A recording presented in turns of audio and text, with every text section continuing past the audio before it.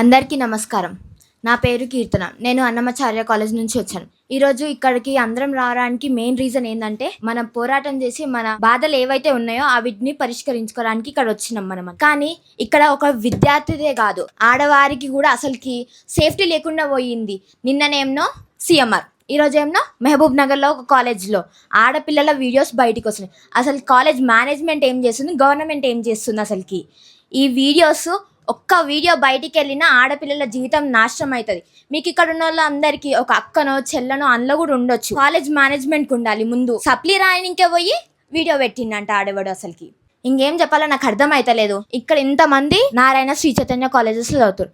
చదవడం అనేది తప్పు కాదు. వాళ్ళ తల్లిదండ్రులు మంచి చదువుల కోసం వాళ్ళని అందులో వేసిరు. వాళ్ళందులో వేస్తే వైస్ ప్రిన్సిపల్ వార్డెన్ వాళ్ళంతా టార్చర్ పెట్టి వీళ్ళందరినీ చంపేశారు. విద్య చెప్పే వాళ్ళే విద్యార్థుల చావుకి కారణం అవుతున్నారు. మేము రావడానికి రీజన్ ఏంటంటే, మా కాలేజ్ అన్నమాచార్య అనే కాలేజ్లో ఫీజు హైక్ చేసిరు. నిన్న ఫీజు పెంచి ఈరోజు కట్టమంటారు. మళ్ళీ అది కూడా ప్రీవియస్ ఇయర్ది, ఈ ఇయర్ది, నెక్స్ట్ ఇయర్ది 3 years కలిసి కట్టమంటారు. ఇది ఎక్కడ న్యాయం? నేను ఏదైతే ఇది ఎక్కడ చూడలేదు అసలుకి న్యాయం. మేము కాలేజ్ మేనేజ్మెంట్కి నివేదికలు ఇచ్చాం. SBTET దగ్గరికి వెళ్ళిన అసలు వాళ్ళైతే మమ్మల్ని చీమల లెక్క కూడా చూడలేదు. అంత అధ్వానంగా చూసిరు మమ్మల్ని. స్టూడెంట్స్, మా కోసం ఫామ్ అయిన విద్యా సంస్థలు మమ్మల్నే పట్టించుకోవట్లేదు. అసలుకి గవర్నమెంట్ ఏం చేస్తుంది నాకు అర్థం కాదు. సర్కులర్ మాకు ఏదైతే వచ్చిందో ఫీజు పెంచేది, అది ఇంకా వెనక్కి తీసుకునేంత వరకు మేము ఈ పోరాటం అనేది సాగుతూనే ఉంది. వారం పాటు మేము రిలే హంగర్ స్ట్రైక్ చేసాం. నిరాహార దీక్ష అనేది జరిగింది.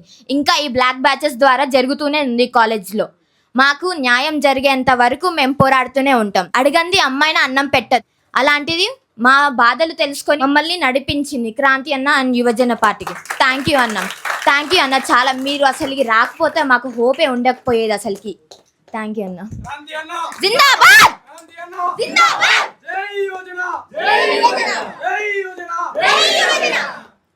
మీకోసమే కాదు, మన 2 తెలుగు రాష్ట్రాలలో ఉన్న ఏ విద్యార్థికి ఏ ఇబ్బంది వచ్చినా ఖచ్చితంగా పోరాడతాం.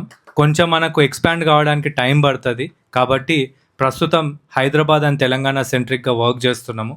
హైదరాబాద్ అంటే ఉత్త హైదరాబాద్ అని అనుకుంటారేమో, కానీ majority of the educational institutions ఈ హైదరాబాద్, మేడ్చల్, రంగారెడ్డి డిస్ట్రిక్ట్స్ని చుట్టుముట్టే ఉన్నాయి. కాబట్టి ఫస్ట్ ఇక్కడ నుండే మన ఈ పోరాటం మొదలైంది.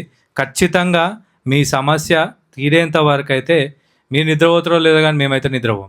ఇదైతే మా మాట.